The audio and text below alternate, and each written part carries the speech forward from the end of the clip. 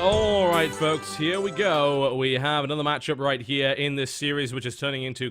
Oh, for crying out loud! StarCraft 2, you piece of shit!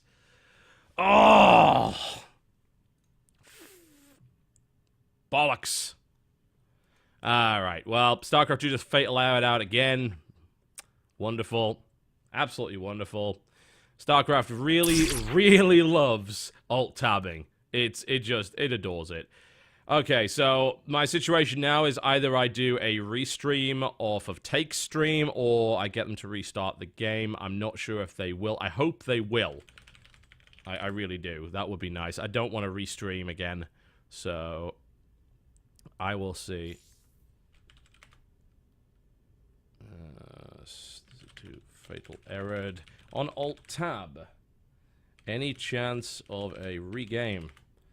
I don't know. I don't know if any of these guys are even in the chat right now, so it's going to be difficult to say. I can obviously pick up the restream, but it's non-ideal. So I'll get that set up while I wait to see if they're going to do a regame. Oh, that's so frustrating. Unbelievably annoying.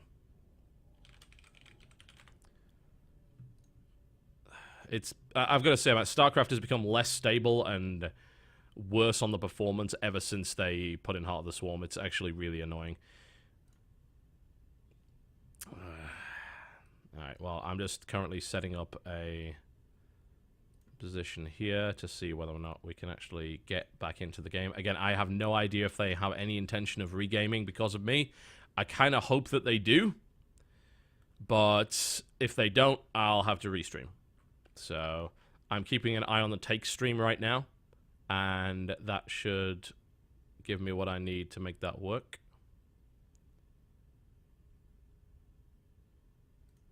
So we'll just keep an eye on that. Sorry about this, guys. Again, there's not really a lot that I can do about it. Unfortunately, on very rare occurrences, when you're alt-tabbing StarCraft, it just fatal errors out. So, yeah. Not much you can really do there. Take hasn't got in game yet, so I don't know what kind of delay that Take's actually running. I'll keep an eye on it, and I'll see if the... It seems like they would have regamed, but I don't think they're regaming, which sucks. It's like, hey, can you let the English caster back in, please? I understand why they wouldn't, though. Come on, Take. What are you doing? They must be running a serious delay this time. Alright, guys. Okay, I'm going to see... Oh, okay.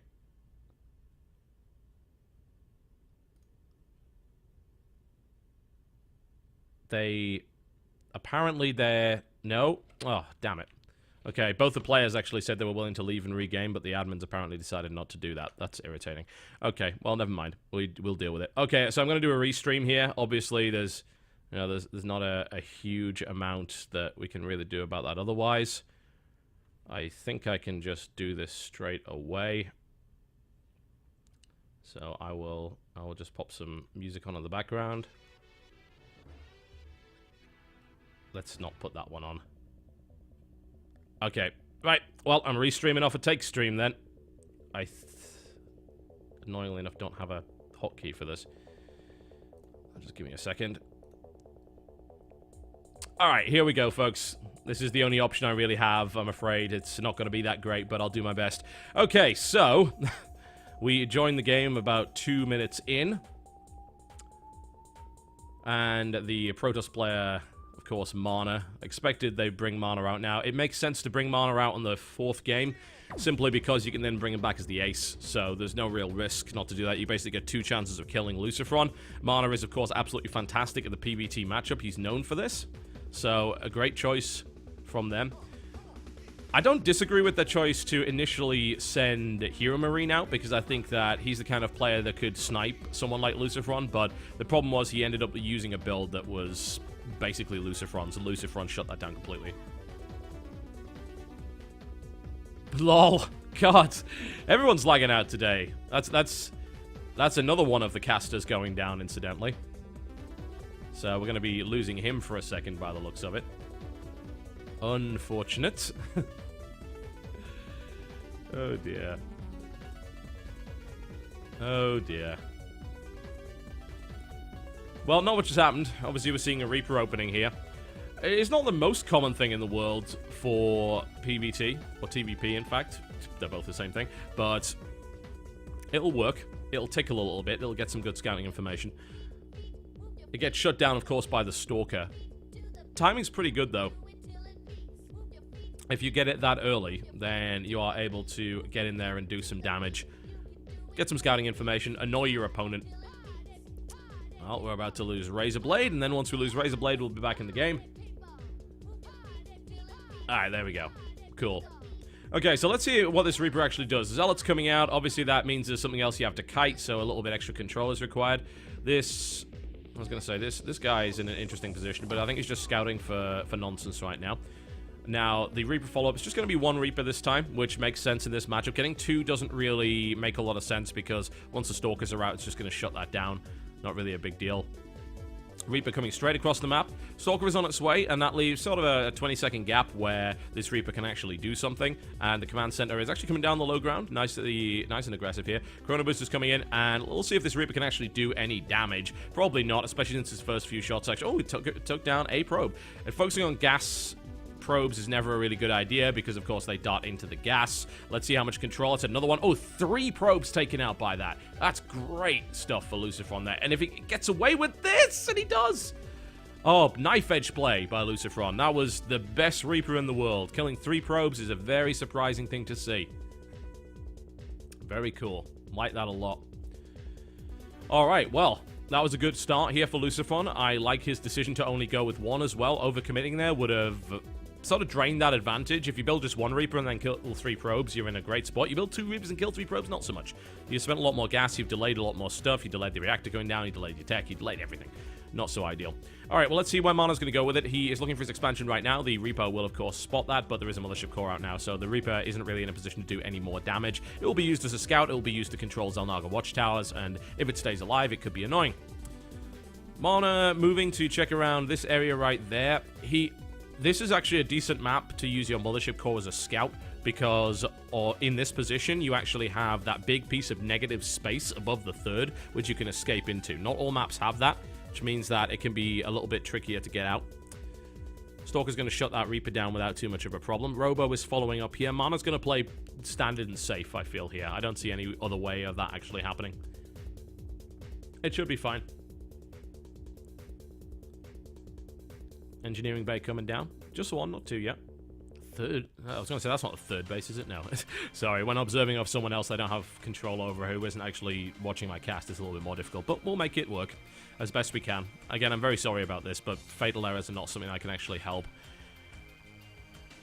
Alright, we do have the gateways coming down here as well for Mana. This scout is just proving to be so useful here. Great control on the Reaper. Very, very late factory. A lot of Marines, playing very classic style, I feel, here is Lucifron, the Reaper Expand.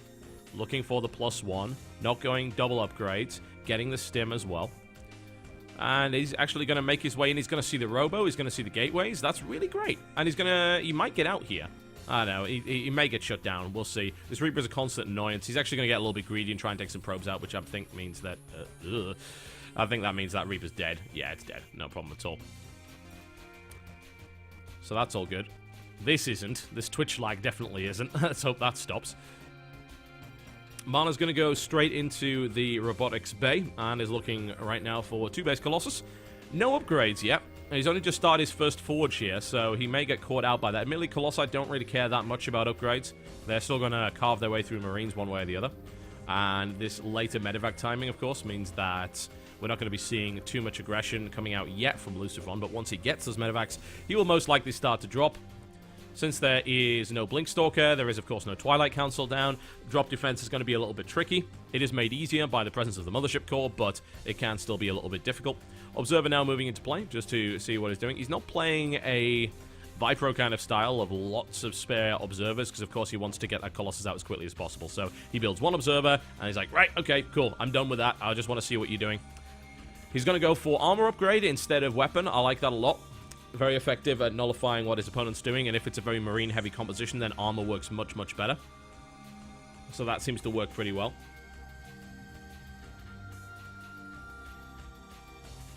Currently, Mana slightly behind Lucifron, I feel. Obviously, because the CC went down a little bit earlier. It was a good expansion. Plus, taking out 3 probes is always nice in that regard. The scouting... Is that scouting factory? Yeah, must be a scouting factory moving across the map there to keep an eye on things. Engineering bay has been spotted. +1 is now done. 1 Colossus up. Waiting for the second. Still no sign of a full push. I mean, honestly... He knows, or at least suspects, that his opponent is building Colossus, so doing a push wouldn't really make a lot of sense. You want to start to drop, I feel. You want to start to pick your opponent apart while you're able to build up the Viking count and get the Marauders out to actually take down a composition with a lot of Colossus in it. Lucifron now moving into position to... I mean, you'd think that would be a drop. He's actually just running towards the 3rd base here. He's just going to check and see what's going on, and then maybe he lifts into the main, and when he sees there is no sneaky 3rd, there's no sneaky anything. Current army count is absolutely tiny for Mana here. He has very little. He's got 5 Zealots, as well as a single Colossus, now 2, and a couple of Stalkers and 3 Sentries, which is enough to stop this if it's defended properly. If it's not, then he's in a lot of trouble. He can't... Can he build another Colossus? He's not building one. That's really weird.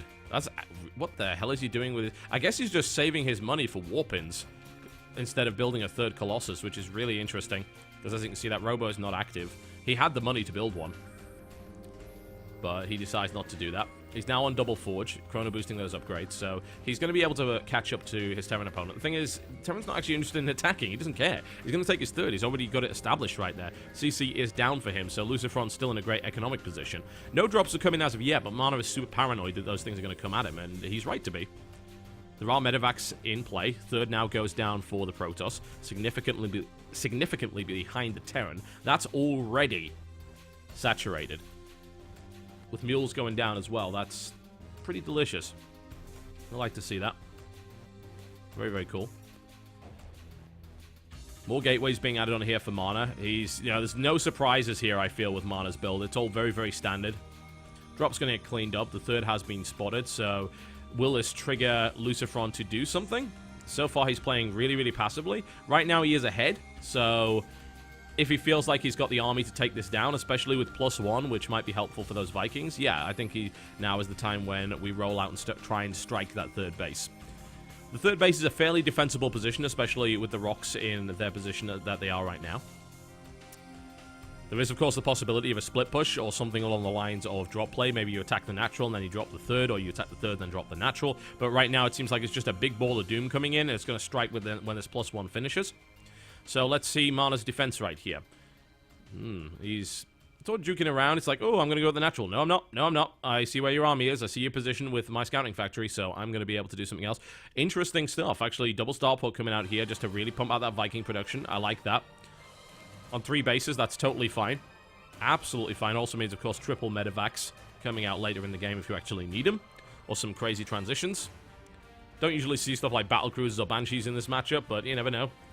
Weirder things have happened, certainly. Alright. Lucifron now moving around with the drop. Finally. Templar Archives looks like it is right in the way of that potential drop play.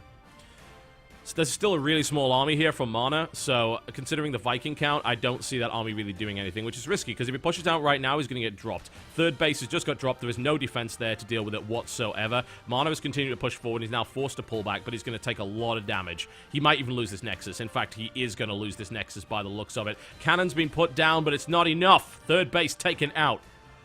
Nicely played there by Lucifron. A precision drop, and Mana is reeling from that one. Not having a 3rd base and having a smaller army, you've got to take the best engagement in the world.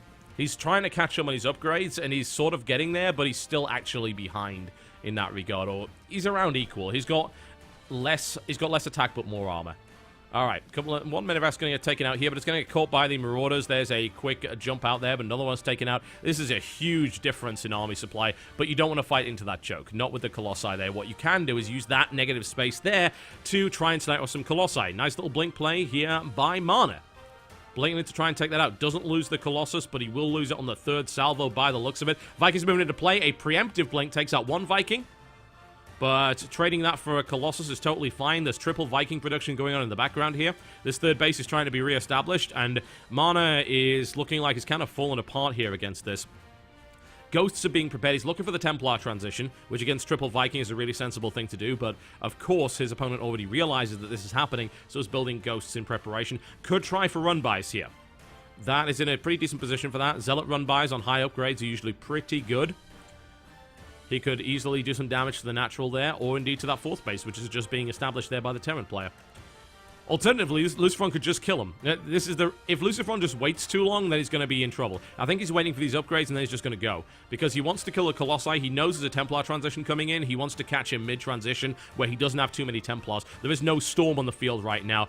Oh, Mothership Core takes a lot of fire. Doesn't go down, however, Time Warp is still available. Here come the Templar with absolutely no abilities whatsoever. They can feed back, and that really is about it. Colossus taking a huge amount of fire right here. Can he hold on? These force fields are so very good. They kept so much of that army out of position, and Lucifron lost way more than you would have expected there.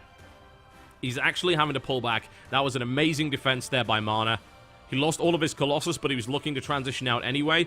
If Vikings keep getting built, which they actually are here, I think Lucifron may have misread this. He's still building Vikings. He's still building +2 air weapon, whereas his opponent is actually going for Templar. That said, let us not, under any stretch of the imagination, say that Lucifron or indeed Mana has this. Mana is in a position where he's still very much behind in terms of his economy. He is catching up on tech, and he's got this transition going on. Finally, we see Ghosts coming out here from Lucifron. Could be an awkward spot. But the thing is, Mana's in no position to attack here. If he's going to do anything, he's going to do run-bys, or he's got to do some harassment. And just some drop play here and there, but he can't do that. That fourth base is going to have a planetary, so Zealot run-by is not going to do anything. The third base is kind of out of the way of any proxy pylons. There's no proxy pylons on the map anyway. That Probe decided not to build one. Okay, well, a couple of Stalkers moving in. A little bit risky, especially against upgraded Marauders. They're going to take some pretty serious damage. He can blink out, but still. He wants to sort of poke in here, but Lucifron's about to be maxed out again. The thing is that Mana is playing a good game of catch-up.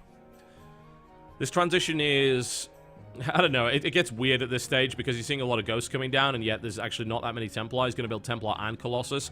There's quite a lot of Vikings out, though, so a couple of Colossus are going to be really useless here. They're going to die very quickly, unless Lucifron doesn't engage well and Mana is able to snipe them off. He is playing catch-up here. He's actually getting aggressive. He's going to hit before +3 armor, which is always nice. He actually does have an upgrade advantage now. Storm goes down, doesn't really do anything. Not yet, anyway. And, oh, that was nice. He moves everything back and then blinks on top of the Ghosts, but it's not enough to kill him. Ghosts are surprisingly tough. Workers now being thrown away because Lucifron just wants a bigger army. He doesn't need those workers. He's got 4 command centers now, so he should be fine. He'll probably start to build more CCs to back this up to replace his SCVs with more units. Third is now under threat. Let's see. Can Mana actually make this work? He's got Storms, and that was a nice one going down there. Actually, was that really a Storm? Where the hell did that come from? I was going to say, he doesn't have a Warp Prism. That was surprising. That must have been a Templar that I didn't see on the map right there. Alright, Mana has got to defend against this, and he's in a good spot to do that. Up that ramp is great. Admittedly, Lucifron is still on 4 bases, so do you want to really leave Lucifron alone? Hard to say. This is a good composition, although I feel maybe it's a bit overkill on the Vikings. With only 2 Colossi out, 13 Vikings is probably a few too many, and it might mean that the ground army is a little bit weak. That was a fantastic Storm. That was a phenomenal Storm there by Mana. He did so much damage with it. Landed right in the center of that gigantic ball.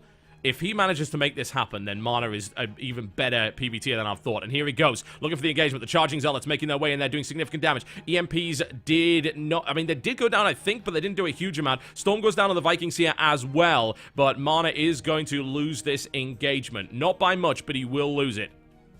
Gets out of there. He's going to lose that Templar, maybe a couple of sentries as well. Hang on a second. My monitor's actually shut down because I didn't move my mouse. I'm like, what, really? It's alright. It's back. Relax, relax. Okay, so Lucifron with a good strike right there, and Mana's now in a really horrible position. He needed to win that fight. He didn't. He did pretty well, but...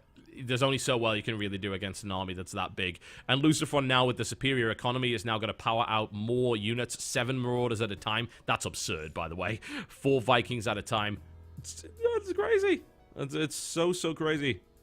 Really fantastic. But I have a feeling that Lucifron might have this at this stage. I really do. Proxy pylon?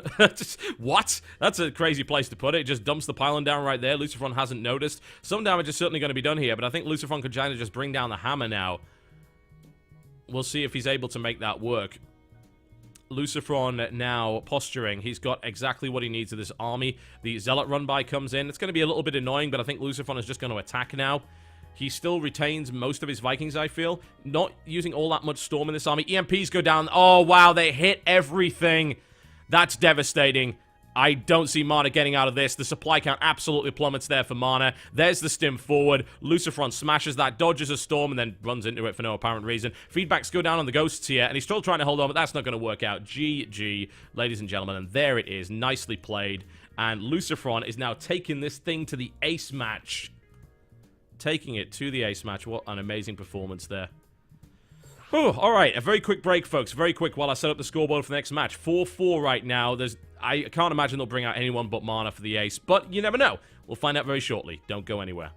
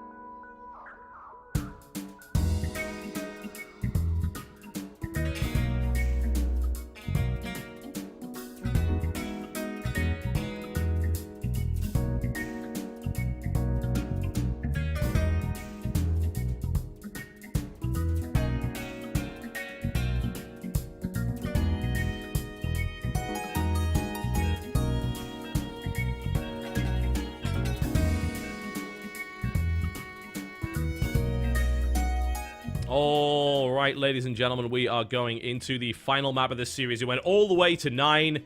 I told you this was going to be a close as hell series, and that's exactly what it is. Incredible stuff from both of these guys. Mana, needless to say, brought on as the ace once again. You can bring in any player as the ace once your team is down to their last map. That's why Lucifron popped up twice. That's why Mana is popping up twice here as well. We are about ready to kick it off. Please, for the love of God, do not crash. Please, StarCraft 2. There we go. All right. They need to fix that fatal error. They really, really do. Okay. Here we go. Last map of this series. It's been a freaking phenomenal series. These teams are amazing. And it's this guy. Mana is out again. Trying again. Giving it another bash. He is in the blue trunks, playing Protoss to the northeast of this map, which is Cloud Kingdom. Versus his opponent, the Terror from Spain. One half of Duran Duran. In the red trunks playing Terran to the southwest, it is a Karont3's Lucifron. Yes. This couldn't have been any better. It could not have been any better. We saw... This series has had everything. We saw a 4-kill by Hope, a player that most people didn't even know existed. We saw a comeback by Lucifron, and now it's the ace match. Great. And it's between Lucifron and Mana. What, you couldn't ask for anything more, as far as I'm concerned. Okay. Well... So, Mana is kind of struggling a little bit here, as you saw. He didn't deal all that well with everything that his opponent was throwing at him. He did get a couple of good engagements, but eventually it was just the powerhouse of his opponent that really dealt with it. Lucifron actually going gas here. Okay, all right. We'll probably see Reaper coming out here again from Lucifron. Seems fairly likely. I don't see why you wouldn't. If you're able to get a couple of probe kills with your Reaper, then why wouldn't you just do that Reaper expand? It's just such a good build. Mana wasn't able to harass, he wasn't able to do any economic damage to his opponent, so every time he ended up losing probes and ended up losing bases, that third going down was massive. That was such a big move, a huge play by Lucifron. He caught his opponent out in the middle of the map and sniped the third base, which was... I'm trying to stop myself just from starting to swear at how great this is. Like, oh my god, it's so fucking good. But I'm going to resist it for the time being. I'm going to resist that. Okay, so timing-wise, this is not a particularly big map, so you can get the Reaper in pretty quickly, especially bearing in mind you can actually jump the Reaper up here, which means that it can be just a tad awkward to deal with it. Second gas coming down fairly early here for Mana. Cybercore's on its way up as well, and what should happen here in theory is the Reaper will probably get into the base before the Stalker comes out. The Cybercore is about to finish, and then he can chronoboost the Stalker, but considering the timing of this, the Reaper actually might be a little later than you might think. Here it is. Stalker is now on the way. So, will the Stalker finish before this Reaper gets in? I think it will be almost ready. It's not going to finish, but it'll be pretty close. I have to wonder if he chrono boosts it. Mana's actually not chrono boosting that. He's going to save it for something else, which is not a terrible idea. I actually kind of like that. His timing's pretty good. Maybe he loses a probe here, but then he just fends it off with a Stalker, so